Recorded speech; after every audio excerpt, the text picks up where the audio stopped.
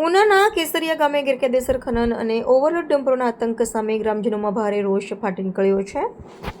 કેસરિયા સહિત આસપાસના ગામોના સરપંચો, જનહિત લોકસેવા ફાઉન્ડેશન અને મોટી સંખ્યામાં ગ્રામજનો આજે ધરણા પર બેઠા છે। આંદોલનકારીઓએ બેફામ દોડતા ડમ્પરો પર તાત્કાલિક રોક, રસ્તાઓ પર સુરક્ષા માટે બમ્પ અને સ્પીડ બ્રેકર બનાવવાની તેમજ ડમ્પરોની અડફેટે વન્યજીવોના મોત મામલે જવાબદાર અધિકારીઓ સામે કાર્યવાહી કરવાની માંગ ઉઠાવી છે। ગ્રામજનોએ ચીમકી આપી છે કે જો માંગણીઓનો તાત્કાલિક સ્વીકાર નહીં થાય તો આજે સવારે 11:30 વાગ્યે રસ્તો બ્લોક કરીને ઉગ્ર ચક્કાજામ આંદોલન કરવામાં આવશે। પ્રતિનિધિ અશરફ મકરાણી, ગીર ગઢડા। મારું નામ ભરત સિંગળ છે। ગીર સોમનાથ જિલ્લા પંચાયત સદસ્યના પ્રતિનિધિ અને એક સામાજિક કાર્યકર્તા તરીકે અત્યારે કામ કરી રહ્યો છું। આજે ઉના તાલુકાના કેસરિયા ગામે જનહિત લોકસેવા ફાઉન્ડેશન જે હાર્દિકભાઈ સિંગોળ જે ચલાવી રહ્યા છે તેઓ દ્વારા આજે એક ધરણાનો કાર્યક્રમ આપ્યો છે અને કેસરિયા ગામે અમે બધા જ આજે ઉપસ્થિત રહ્યા છે। આજુબાજુ ગામના સરપંચો છે, એના પ્રતિનિધિઓ છે, આગેવાનો, તમામ પાર્ટીના રાજકીય આગેવાનો પણ અહીંયા હાજરી આપી રહ્યા છે। મુખ્ય મુદ્દો એ છે, બાબતને ખરેખર સમજવા જેવી છે। અમે પણ ગ્રામ પંચાયત ચલાવી ચૂક્યા છે, ઘણા બધા સરપંચો છે એ પણ ગ્રામ પંચાયત ચલાવે છે।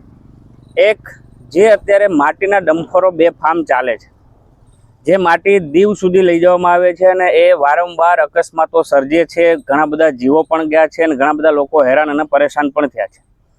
જે સુજલામ સુફલામ યોજના છે એનો નિયમ એવો છે કે ભાઈ ગામની માટી ગામમાં આપવાની, ખેડૂતોના પોતાના ખેતરમાં આપવાની, અને જો એ માટીને તમારે બહાર આપવી હોય તો કાયદેસર ભૂસ્તર શાસ્ત્રીની પરમિશન, એની મંજૂરી લેવી પડે। એની મંજૂરી લીધા પછી એની જે રોયલ્ટી થતી હોય રોયલ્ટી સરકારમાં ભરવી પડે। તો આમાં બે બાબત છે સમજવા જેવી છે કે આ લોકો સુજલામ સુફલામ યોજનાની આડમાં એમાં પછી સિંચાઈ વિભાગ પણ આવી જાય છે, એમાં પછી તમામ જે જરૂરી જે તંત્ર છે એ પણ આવી જાય છે। એની આડમાં રોયલ્ટીની ચોરી કરી રહ્યા છે આ લોકો અને બેફામ ઓવરલોડ ડમ્પરો ચલાવીને અકસ્માત સર્જી રહ્યા છે। ત્યારે ભૂતકાળમાં પણ હાર્દિકભાઈ અને એની ટીમે ખૂબ પ્રશ્નો ઉઠાવ્યા, તેમ છતાં આજે દિવસ સુધી કોઈ કાર્યવાહી નથી થઈ।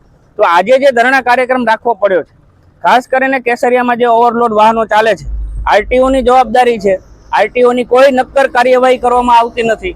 આ ઉપરાંત ઓવરલોડની સાથે સાથે જે બમ્પ હોવા જોઈએ દીવ રોડ ઉપર, કારણ કે આ રહેણાંક વિસ્તાર છે, શાળા પણ આ રોડ ઉપર આવેલી છે, તો આ રોડ ઉપર સ્પીડ બ્રેકર મૂકવામાં આવે એ ખૂબ વર્ષો જૂની માંગ છે, તેમ છતાં તંત્ર ધ્યાન નથી આપતું અને એના અનુસંધાને આજે ધરણા રાખ્યા છે।